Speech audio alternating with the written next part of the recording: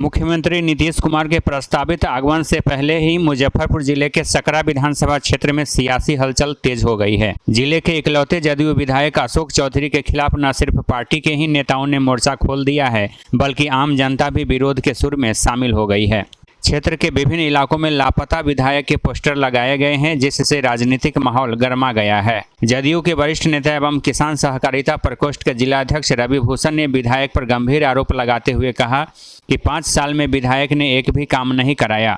जो काम हुआ भी वह दूसरे दलों के प्रभाव में किया गया। इससे जदयू की छवि खराब हुई है। उन्होंने आगे कहा कि अब विधायक के पुत्र खुद लोगों से यह कहते घूम रहे हैं कि 5 करोड़ में टिकट खरीदा गया है, जिससे पार्टी और मुख्यमंत्री की साख पर प्रश्न चिन्ह लग गया है।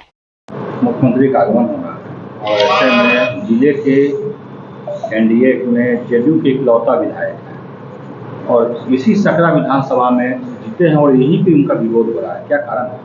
देखिए, सबसे पहले मैं आपके माध्यम से माननीय मुख्यमंत्री के कार्यक्रम में सभी एनडीए कार्यकर्ता को मैं आमंत्रण भी देता हूं कि वहां आए, मुख्यमंत्री जी का स्वागत करें। दूसरा प्रश्न आपका ये है कि इकलौता विधायक जदयू के मुजफ्फरपुर से जीते हैं, लेकिन आप पिछले 5 वर्षों में देखे होंगे कहीं भी पूरे देश दुनिया में कि प्रजातंत्र जनहित की सेवा के हिसाब से चलता है, डेवलपमेंट के हिसाब से चलता है, न कि पैसा बांट करके अब वोट खरीदना।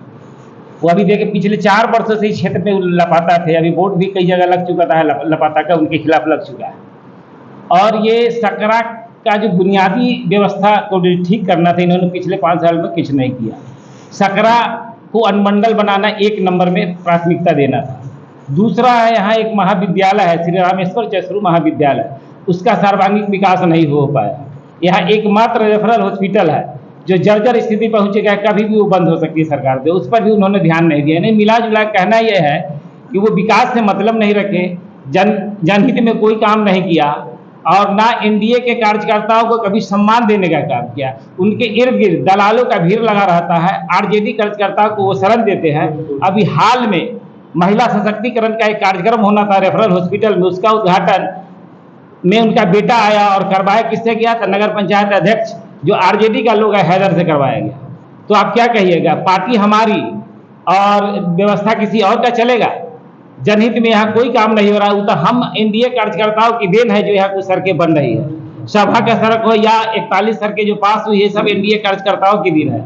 विधायक जी का विकास में सकरा के लिए 1% भी योगदान नहीं है। हाँ, उन्होंने लाखों रुपये मंदिर मस्जिद में बांटा जरूर है, दलालों को पैसा जरूर दिया है। आज भी वो किसी एनडीए के कार्यकर्ताओं से मिलते नहीं है, न बुलाते हैं, न मीटिंग करते हैं, न सीटिंग करते हैं। सकरा का विनाश कर दिए पिछले 5 साल में। इसलिए मैं आपके माध्यम से एनडीए के नेता को कहना चाहता हूँ कि सकरा में नए प्रत्याशी को दिया जाए, वो जदयू का हो, भाजपा का हो, लोजपा का हो या हम का हो, लेकिन नया अनुभवी कार्यकर्ताओं के मिलना चाहिए। यहाँ वंशवाद नहीं चलेगा, लोकतंत्र है, यहाँ राजतंत्र नहीं है। राजा का बेटा ही राजा हो। इसी बीच मुख्यमंत्री नीतीश कुमार के सकरा में प्रस्तावित कार्यक्रम की तैयारियों के लिए बुलाई गई पार्टी बैठक में भी कई नेताओं ने खुलकर विधायक के कार्यों पर सवाल उठाए। नेताओं ने यहां तक कह दिया कि अगर अशोक चौधरी को दोबारा टिकट दिया गया तो पार्टी कार्यकर्ता उनका समर्थन नहीं करेंगे। वहीं स्थानीय लोगों का कहना है कि पिछले 5 वर्षों में क्षेत्र में कोई उल्लेखनीय विकास कार्य नहीं हुआ है। इसी कारण जनता ने विधायक के लापता होने के पोस्टर लगाकर अपना आक्रोश जाहिर किया है और उनके कार्यकाल का लेखा जोखा मांग रही है। अब निगाहें मुख्यमंत्री नीतीश कुमार के आगमन पर टिकी है कि क्या वे अपने ही विधायक के खिलाफ बढ़ते विरोध पर कोई प्रतिक्रिया देते हैं या नहीं। A to Z news live के लिए दीपक कुमार तिवारी की रिपोर्ट।